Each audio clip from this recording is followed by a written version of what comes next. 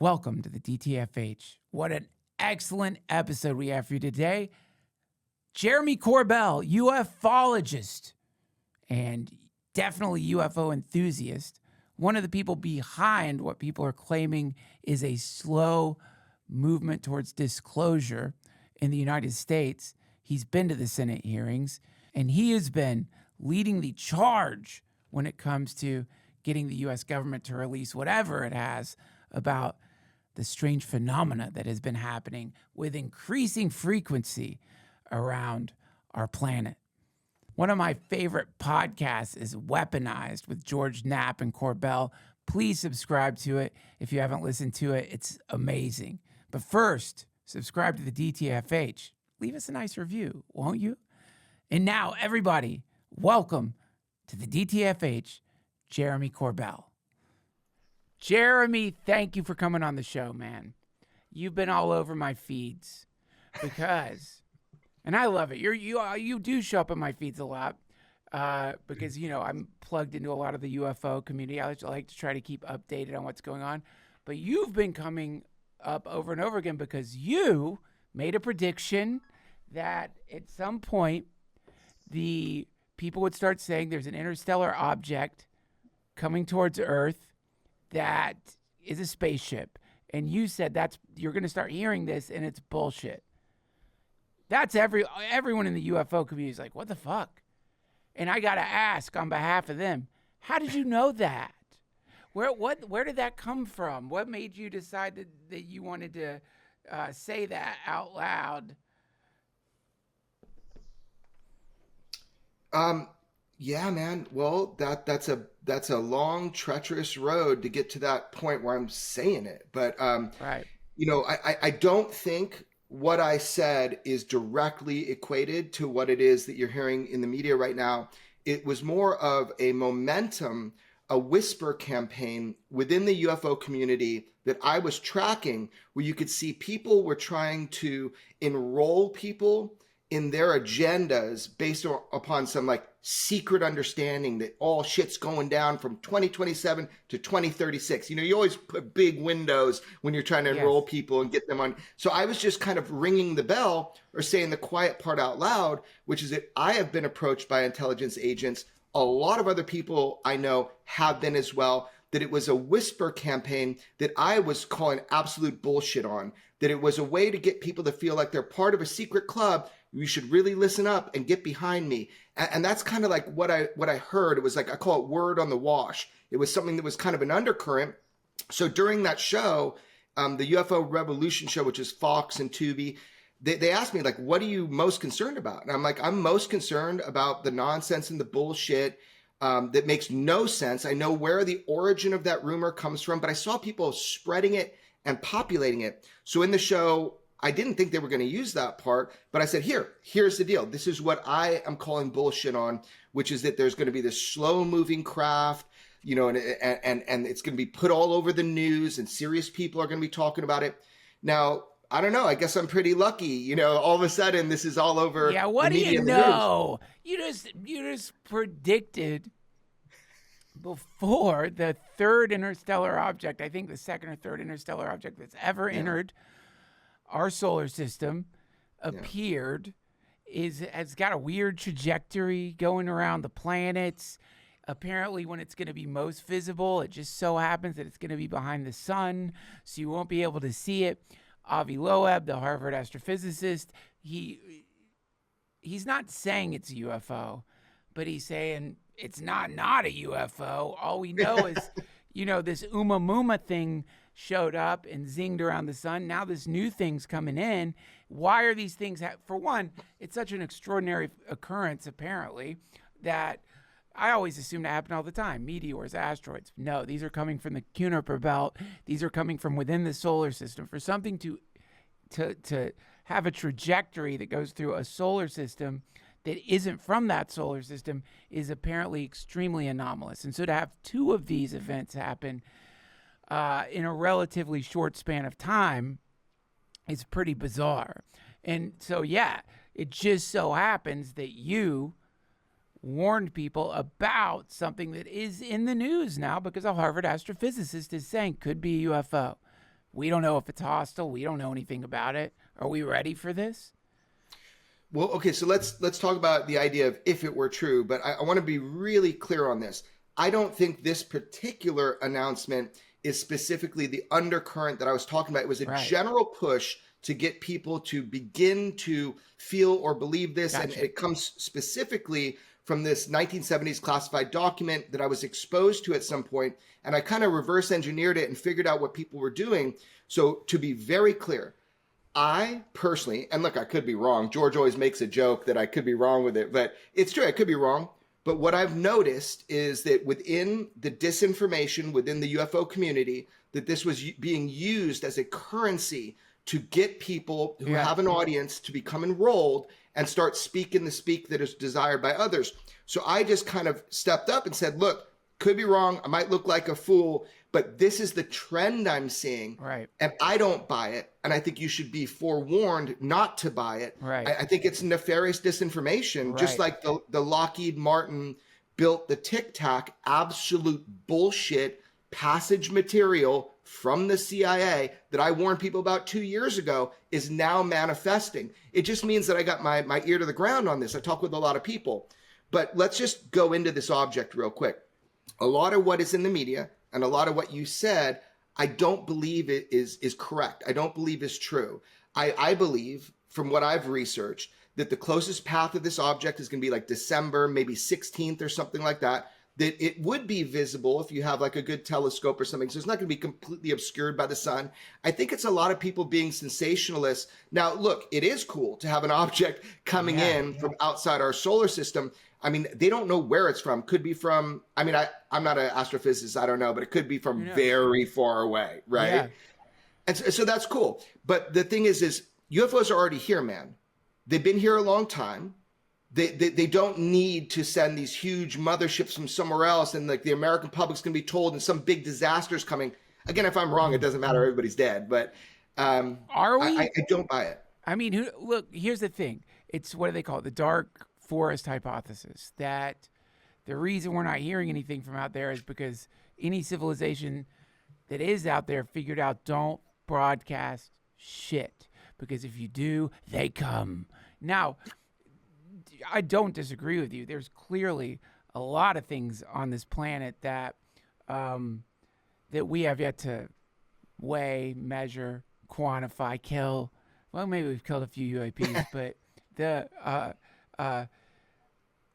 all that being said, just because we have X amount of whatever these things are on this planet, that doesn't mean that something else isn't coming to the party. And the uptick in sightings of these things, perhaps that is related to more than just advanced radar tech. Perhaps that's related more to AI. Maybe that's related more to some technology we're about to stumble upon that maybe you're not supposed to fuck with. Who knows? Maybe it's a thing that shows up once a planet's about to make the classic mistake of building a super intelligent AI. Because if anything was going to cause problems in the universe, it's going to be a super intelligent mechanical life form that exponentially evolves every millisecond. That could get Daddy to come down to the basement.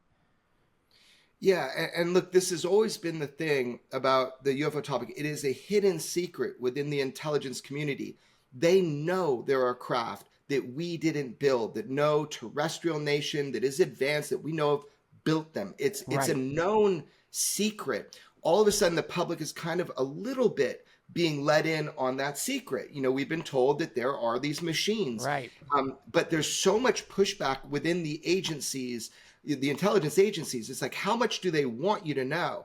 And this is why I'm so fascinated by this. Everybody wants disclosure now, disclosure quick. Disclosure of what? No matter what video that is leaked to me that George Knapp and I put out, no matter how many times we have whistleblowers go up and testify, everybody wants, show me them aliens, it's show, Yeah, well, I mean, you need the craft landing on the White House lawn. That's a classic example given. You need, what we want is more than some articulated story about them or images that in general aren't like At least some, well, actually, the Mosul orb was pretty fucking insane. But It's crazy. I guess you're right. Yeah, like, it's true. When I see things like that, even though you show it to me, even though Yeah. it's real, there's a part of me that will still kick in and go, weather balloon. That's a balloon. Yeah, sure, it looks like the balloon's shape shifting into some kind of humanoidish form, or yeah, this is like, you know what I mean? But it's a balloon. It's a tent that blew up in the air, built into us. I was just having this conversation with a previous guest. Built into us seems to be, yeah, we want it, but when you show it to us, that ain't it. We want more. We want to get on the ships.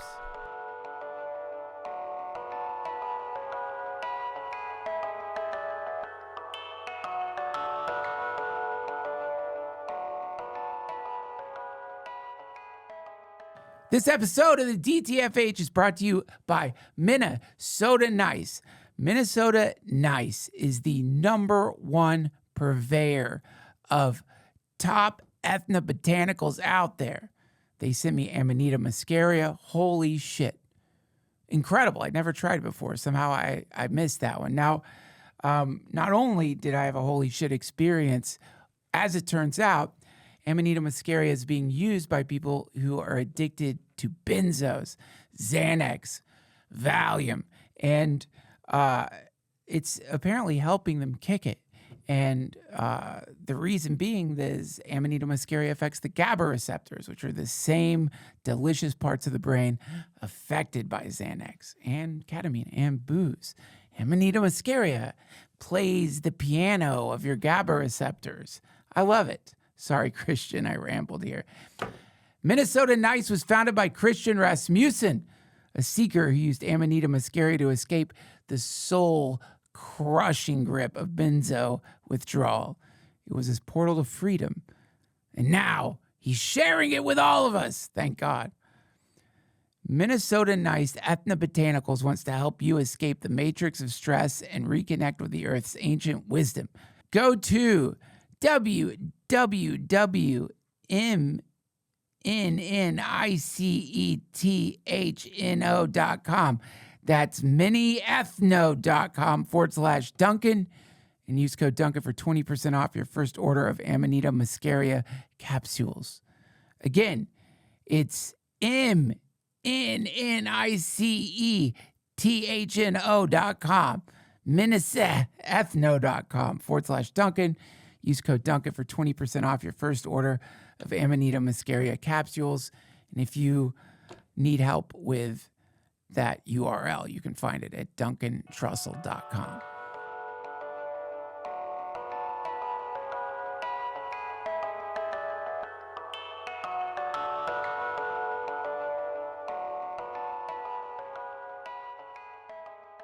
Yeah, and I totally, like, I am with you in that frustration. Like, imagine this, man.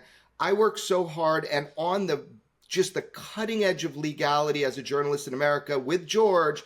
When, you know, we have to make sure that it doesn't harm national security, that it doesn't harm the source of the material, that it doesn't harm their families, that, you know, I'm trying to bring people to Congress. So you know me for a long time now. What all I'm trying to do is say our government says these are UAP. They designate them UAP. That shit got leaked to me and George. I am now showing you. The government then denies until we get the information out of FOIA. And they're like, oops, we found the file. That's what happened with the Mosul orb. Wow. So the thing is, man, I don't know what all of this stuff is. I've never claimed to know. But what I do know for sure is that this is the most guarded secret by the United States government, as well as other governments. It still is the most. It's before the Epstein list. Tell me a bigger one. Epstein list. Oh, yeah. Yeah, maybe you're right, man. But this is the one with the most infrastructure of secrecy. People have worked on a non-human intelligence craft. They breached the holes. I had the head of the DIA UFO program come on our podcast and tell us that much. Right. Like, I have talked to so many witnesses that can't testify. I'll give you an example. This upcoming hearing, it was announced it should be September. Let's see if they narrow that in. Okay. I have provided 3 firsthand witnesses firsthand meaning being in close proximity to an operational UAP on a military base. I have provided those people.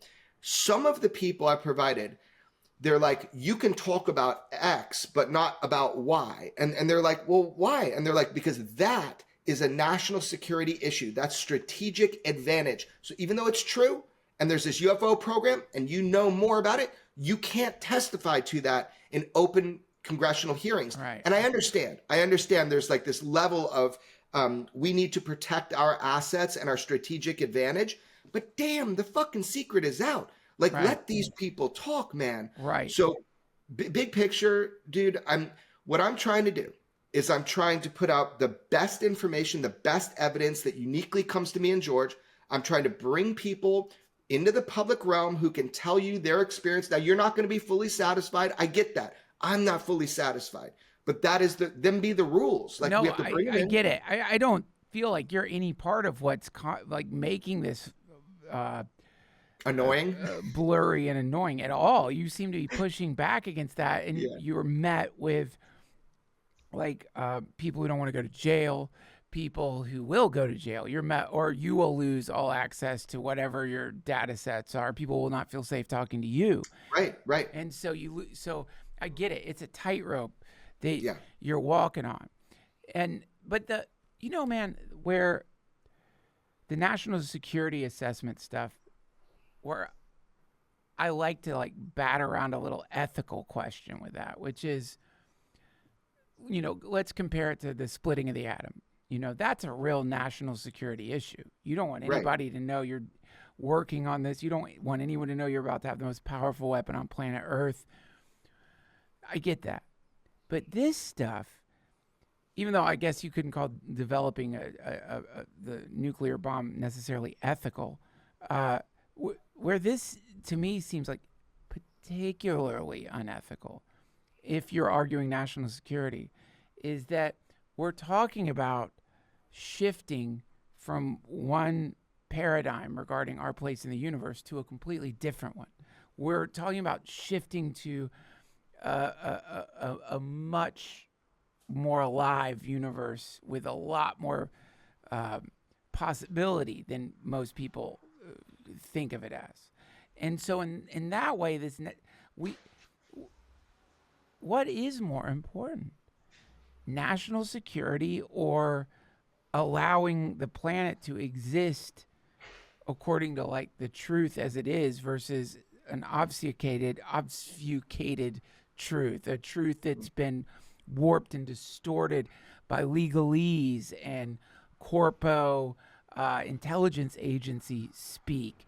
You know what I mean? At that point, don't you feel like national security should be a secondary consideration? Yeah, I always have. So, here's the issue. Like, we know that there's a nuclear program, but not everybody's being given the recipe to make a nuclear bomb. Bob Lazar said this back in the day. Everybody should know that UFOs are real, that we're part of a greater fabric of reality, that it's nature. The problem becomes, and I'll just tell you, I'm not arguing this, but I'll tell you the problem, what I've heard from intelligence agencies and people that reach out to get a bead on the UFO thing. Yeah. Which is like, let's say we've got about 13 non-human intelligence-made craft that we've either dug up or have crashed or whatever. And we open one up and we get a power source. And we're like, holy shit, this thing has this incredible technology. So we're going to make sure that is for strategic advantage. Like, no one can talk about that. Like, that is compartmentalized, because as we mess with it, its potential for weaponization is so powerful. That doesn't mean that we can't tell people the basics, which is and they kind of have, like, UFOs are real. We're all kind of there. And now there's some backlash with that nonsense about the Tic Tacs being from Lockheed Martin. Absolute nonsense. I warned everybody 2 years ago that was a CIA passage material thing. Even Commander Fravor was contacted about that, and we laughed about it. But anyway, I'm trying to make the argument for you that I understand where they're coming from, which is that there are certain technologies that we need to be able to exploit before other nations do, who might be extremely hostile to our way of life. They call them our enemies. Like, I get that. But to your point, nobody has the right to tell us or keep from us this Yeah. much larger reality, that Right. there are other intelligent beings, that Yeah. UFOs represent beings, like Yeah. UFOs represent Sure. makers. They have factories, they have somewhere where they make Yeah. these things. So all of a sudden, you've got other advanced intelligence, whether it be AI, cybernetic, or biologics, Who whatever, knows? and they've been coming here a long time. Yeah. That basic understanding that we're not alone, dude, we got to get to the point where that is consensus reality, because that appears to be true. The problem is, dude, and you and I have talked about this, what if the government, in a big term, like our programs that run these things, what if they don't know all the answers? And so the next question becomes, well, if UFOs are real, is channeling real? Yes. Is it real that people were abducted? Are Yes. there implants? Are people being taken from their homes? Like, Yeah. dude, it gets gnarly. Like, I can understand the old school mentality of being like, we don't know how to answer those, so we're just not going to admit it's true and create disinformation. But I think, Duncan, we're past that now. I think that you've had enough people come forward and be like, I was part of this shit and you're being lied to. Like, I hope we move beyond it. What do you think? If, I mean, not that you have an answer to this, but when you try to sort of reverse engineer not just the craft but the psychology behind whatever might be operating these vehicles, Yeah. you use whatever information you have out there. Obviously, you probably have more than I do. I'm sure you do, but still, it's a limited data set. Yeah. But so, one thing that seems pretty clear is that they are intentionally not making full contact with us. Yeah. And the other thing that seems somewhat clear, I guess, is that apparently they have some awareness of hierarchy. Like, are they? It appears that their interactions are being limited to governments. You know, if we're, you know, that though, yeah, sure, there's channelers and sure, there's people who claim to have had some alien contact. I'm not saying they didn't, but in general, you get a sense that these beings have rules. Part of the rules seem to be non-contact, or you know, not getting down, not landing in the parking lot of Six Flags or something, and so which also tells us they don't have a sense of humor. That's But right. No comedians on. nobody's funny out there, I guess. But so why would, how much of what I just said is somewhere close to the truth, and why these rules? Are they making them? Like, what, any sense of Yeah, like clearly their they are. operating procedure here? Totally. So there's a couple ways to look at this, but here's what we know. We know that there appears to be too much contact and human-based contact for it to be just like we'll send a scout up to the moon and it'll rotate around and map the surface of the moon real quick. You need one, maybe a few weeks, nowadays.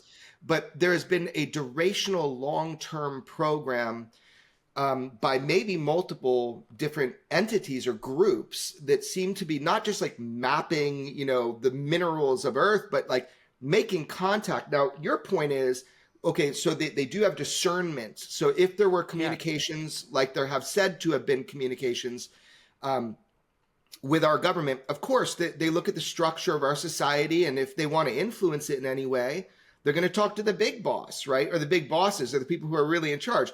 So they are the true architects of the overall secrecy. If they wanted to reveal themselves, they would reveal themselves. Right. However, I will also argue that over time, durationally, there has been a reveal. Now, I don't know to trust it or not, but people that reach out to me in every aspect of society, they don't want to be known for this, but they've had these interactions with what they believe are non-human intelligences. We're talking everybody from scientists to people that work in labs and aerospace, but also just like the mom who's a nurse in England in 1984. Like, there seems to be a core interest. There's obviously some sort of ongoing reconnaissance or surveillance thing going on. We just got too too many craft Right. over too long. But you've had mass sightings. You've had the Phoenix Lights mass sighting. You had the kids in Zimbabwe, Right. sorry, in Rua, and they were like 80 kids or something. And I met two of them who are friends of mine. They were the closest to these beings. All these kids saw them, and they had these messages poured into their head. It was like visual, like watching a movie. Right. And one of my friends who was there, and beyond a shadow of a doubt, I believe in BBC covered it, and they were in real time I've interviewed. seen it. It's nuts. Yeah, Lisa and Salma were two of the were closest to the beings.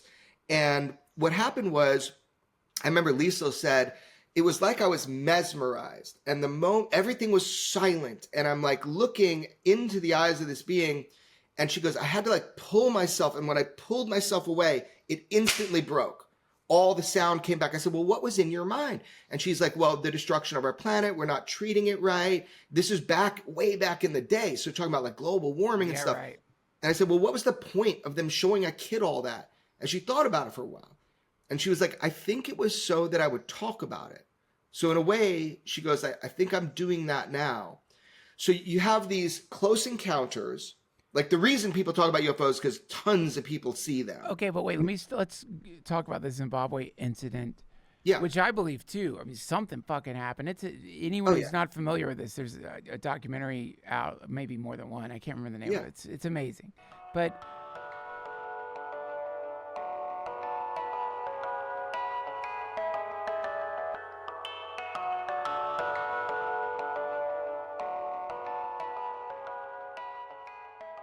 this episode of the DTFH is brought to you by BetterHelp. It's wild, man. They have spray on tan. Can you believe that?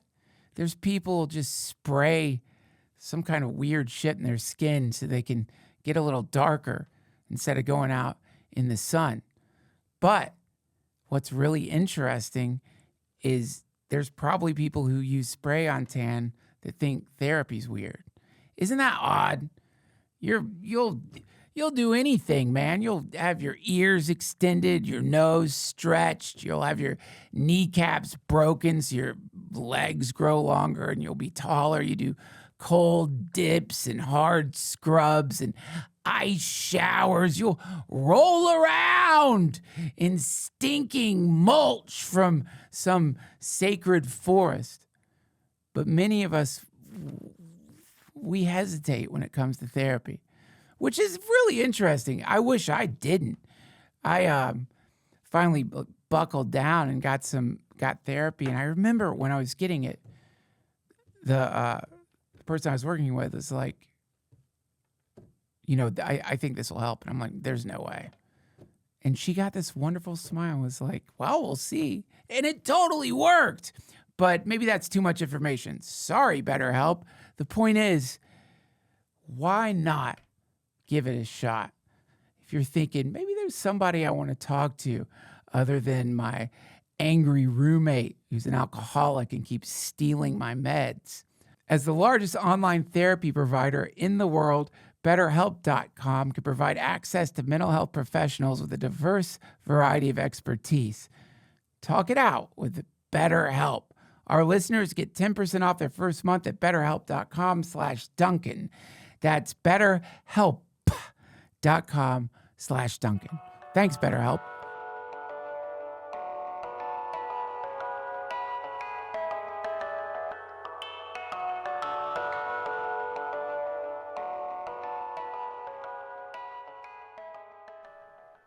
And again, part of being human is we're going to project our own limitations onto aliens. But logically, I'm a scout, whatever. The planet's going to die. This fucking idiots. Look at what they're doing. We better tell them. Where should we go? Zimbabwe. I know a great playground in Zimbabwe. We'll telepathically project the message we traveled across the universe into the minds of children in Zimbabwe. To me, it's like, wait, what? There's so many other people and ways to give that message, including, how about you fucking learn to speak English? with your telepathy bullshit. Couldn't you at least make the effort to, I don't know, have a ventriloquist doll or anything? Then Bro, maybe they do have a better. sense of humor. We were wrong. The aliens got the best sense of humor I ever. guess so, but you know what I mean? Why Zimbabwe? Why a playground in Zimbabwe? Why are these messages being given to people who have a smaller probability of being heard by the mainstream? Why not go, like On a teleport podcast. into the View? Yeah. Did you start an OnlyFans? There's so many things. That's where it seems like clearly my understanding of what these things are up to is going to be distorted at the best. But why? What's the explanation for that? Why Zimbabwe? Why? Yeah, there's a game being played, and that's really clear. I mean, you don't have millions of people lying about seeing and having experiences with beings. You get a few crazy people, in a room, but you just have this durational contact by what appears to be a non-human intelligence. And you're right, they could just do things way more clearly, way more bluntly. So then you get into all these things. Are there like competing factions? Have we been genetically manipulated? Are we their experiment? Is this the zoo? Are we a commodity? I mean, we just go down all these roads. Can I present one you missed? Yeah. This one I don't like thinking about, Jeremy. The fantasy is these fuckers are smarter than us. In the same way you run into a super rich person every once in a while and you realize like this person's a fucking idiot.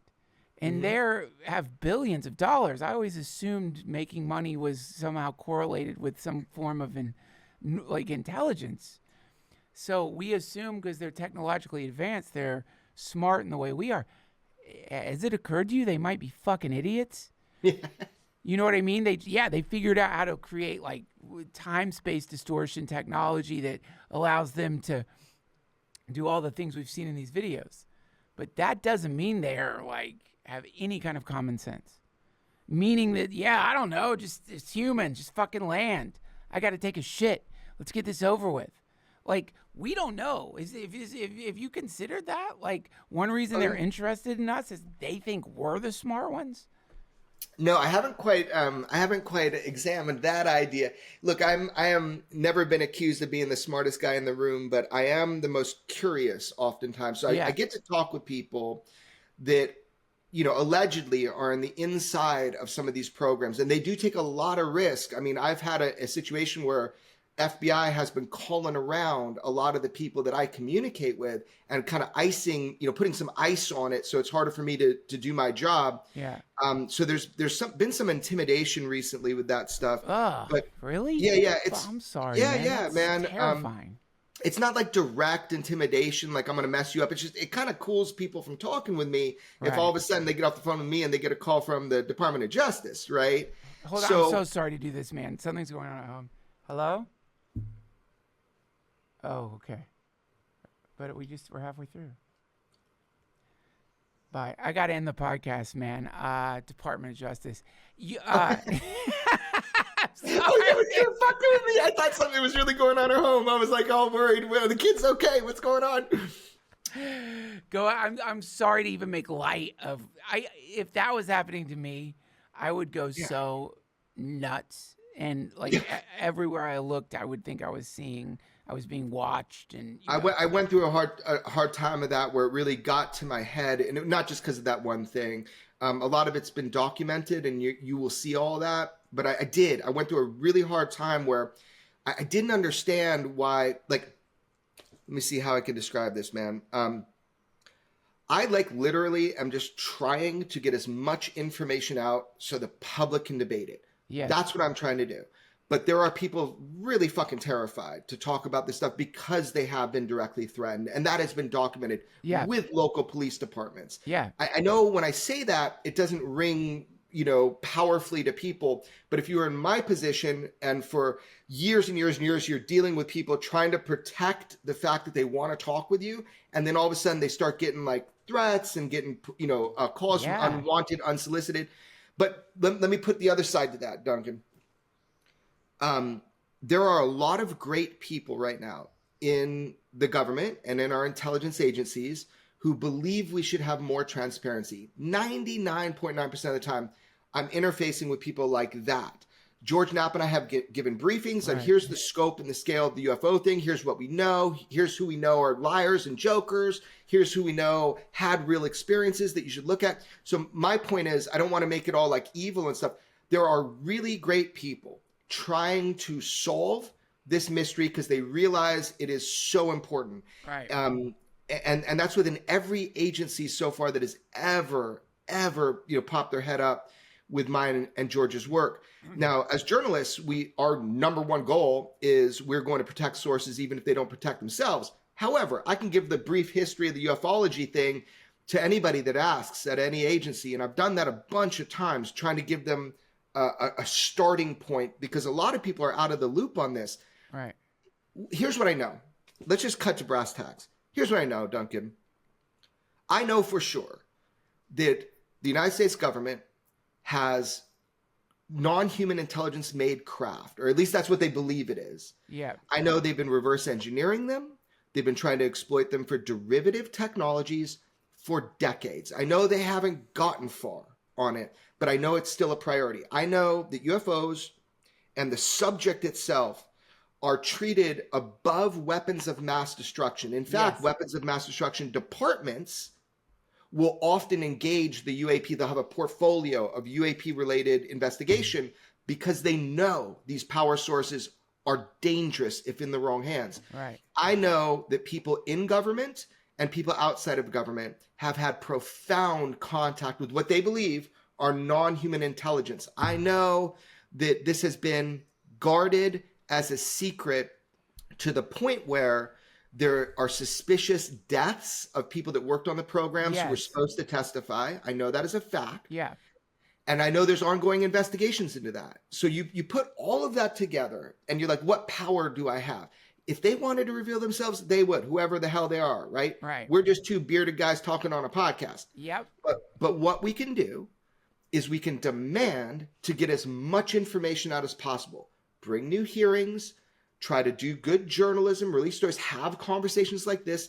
Otherwise, we're powerless if we don't try to if we're not curious and we don't try to get to the bottom of this, we never will, man. I'm an eternal optimist, dude. Well, I know, and I love that. And I am too. I mean, I feel like it's just a matter of time before somebody goes like full Snowden with this stuff. Like, it's just a matter of time before somebody, who knows, maybe gets a bad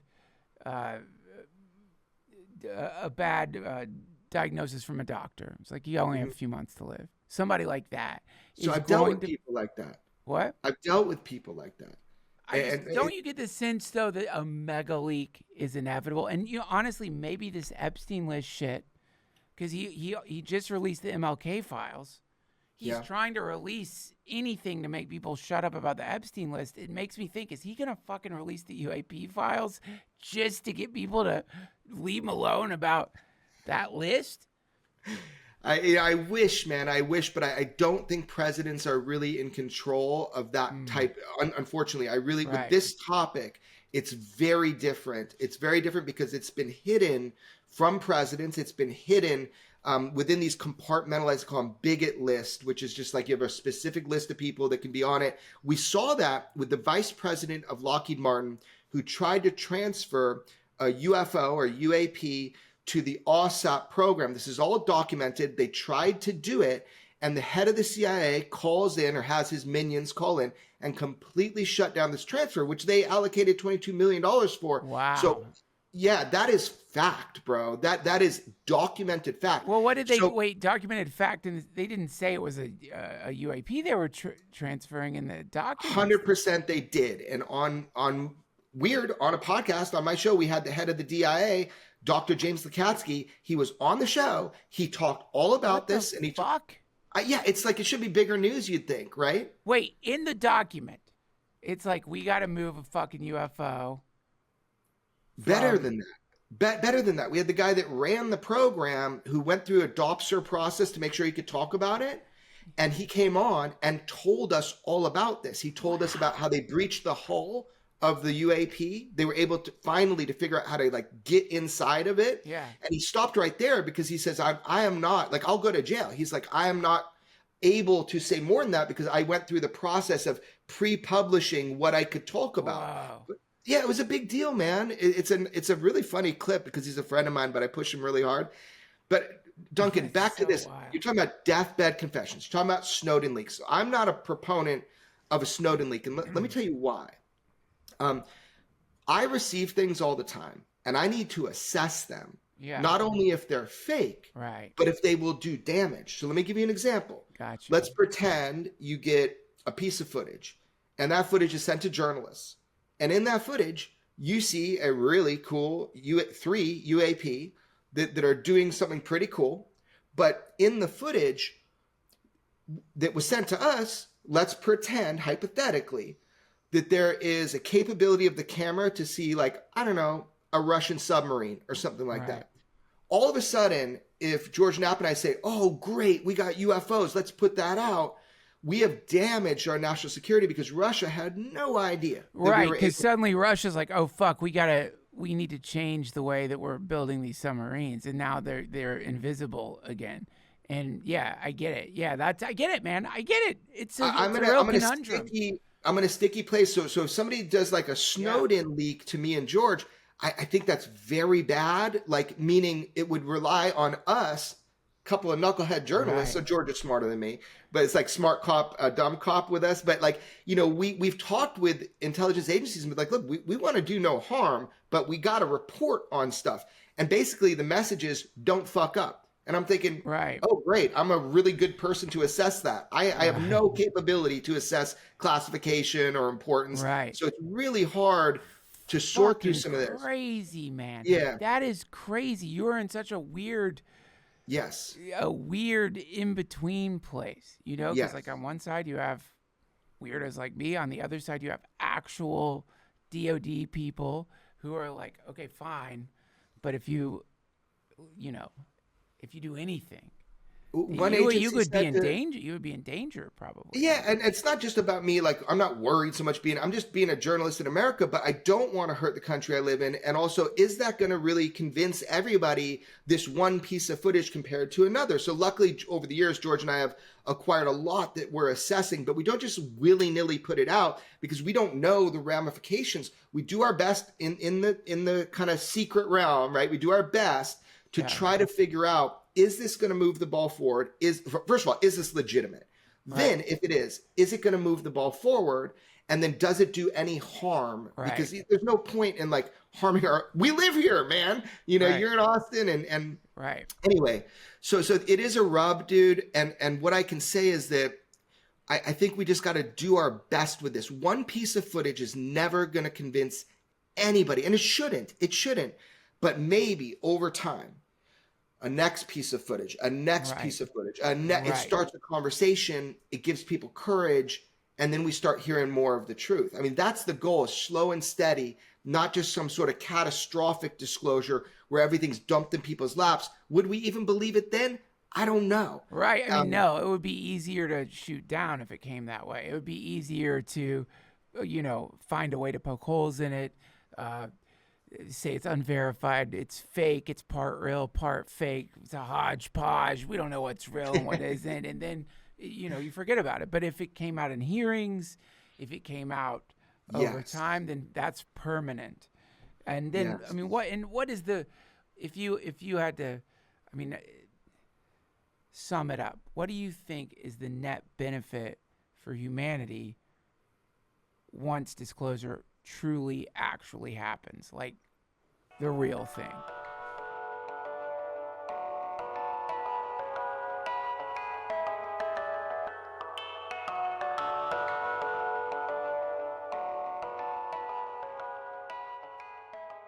This episode of the DTFH is brought to you by Blue Chew.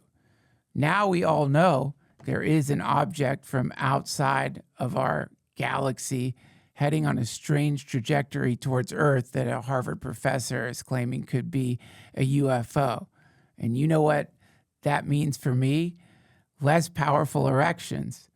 That's why I subscribe to Blue Chew and get monthly Blue Chew tablets in the mail. I've got enough tablets to last me till way after the the mothership lands. And let me tell you, when the mothership lands, I don't expect to be getting hard. I'm going to need help. I've got a special deal for my listeners. As always, get your first month of Blue Chew free. Just use promo code Duncan at checkout and pay $5 for shipping. That's it. Join Blue Chew's mission to upgrade humanity, one thrust at a time. Head to bluechew.com for details and safety info. And big thanks to Blue Chew for sponsoring the podcast.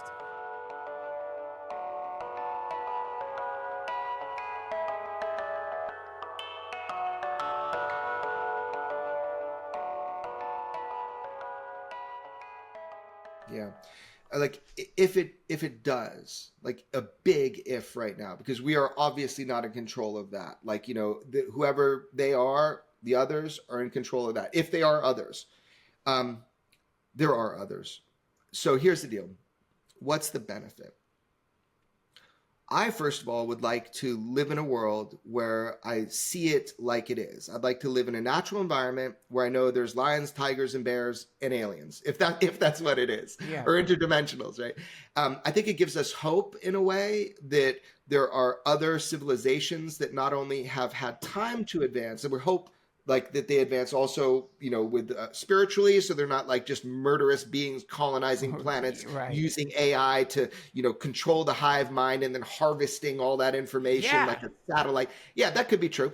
I'd like to believe that knowledge of the natural world is empowering and beautiful, and that even if it's scary and a little bit dangerous, that it's better to have the eyes open as human beings.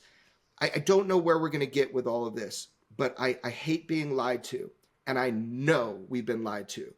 I know for a fact we've been lied to. And so the idea is, can that lie persist? And I'm betting it can't if we all kind of push for this. I'm never going to be the one that's got the one thing that convinces even you, right? But I think altogether, if we have this conversation and we push forward, I'm going to try to do journalism with George Knapp, get the best evidence we have out, and I'm going to try to get people into Congress to give their testimony. And it will never be enough for the online masses, but it's the only path forward to keep pushing. And I feel like we're going to, if we get there and there is an official global acknowledgement, I think human beings are so adaptable, and I think it will inspire creativity. It'll inspire this idea of longevity of species. It'll tell us that we're part of a larger community, and it might shed a lot of light on the technological innovation that's occurred over the last 100 years. Jeremy, thank you so much for coming on the show, man. You are the best, and thank you for the work you do. I do follow closely what you've been up to. We worry about you, and I don't, not to freak you out or anything, but I don't want the Department of Defense mad at me.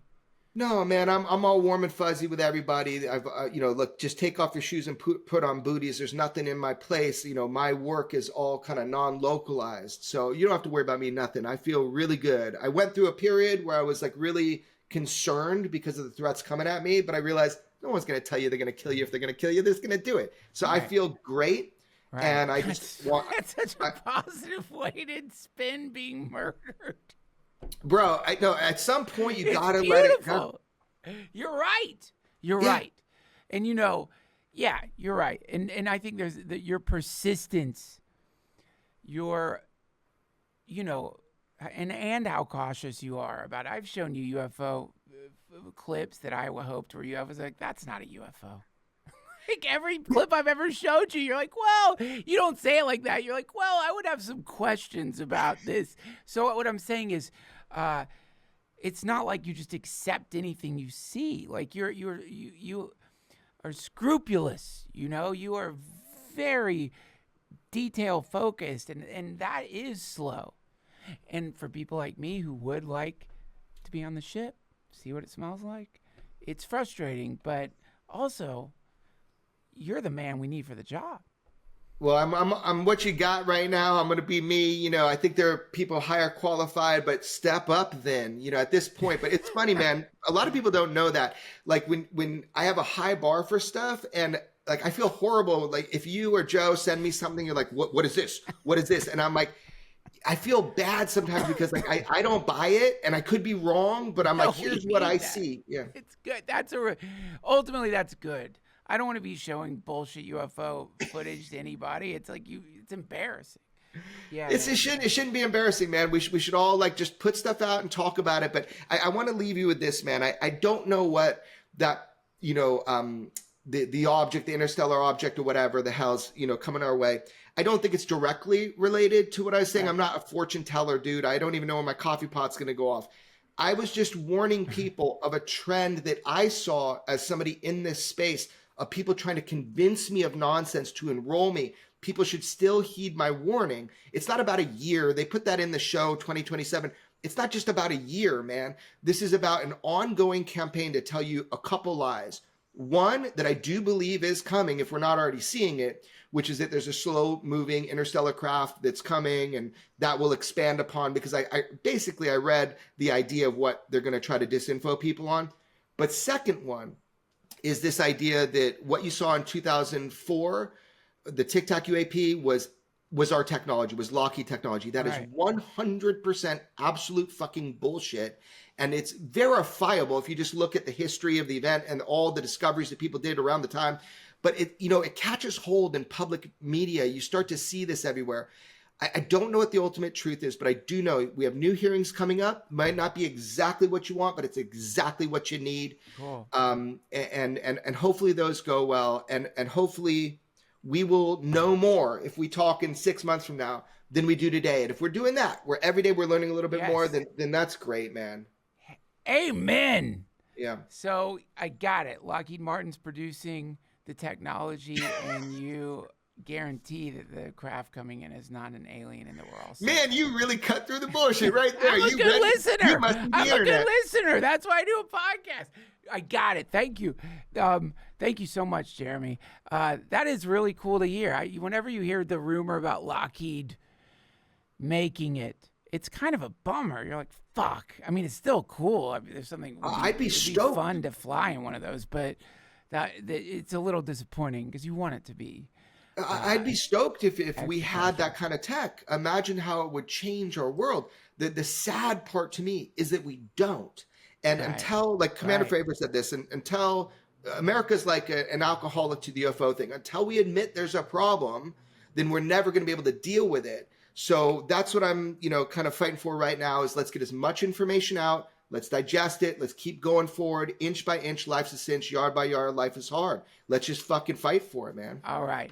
Jeremy, God bless you. Thank you so much. That was amazing. Thank you.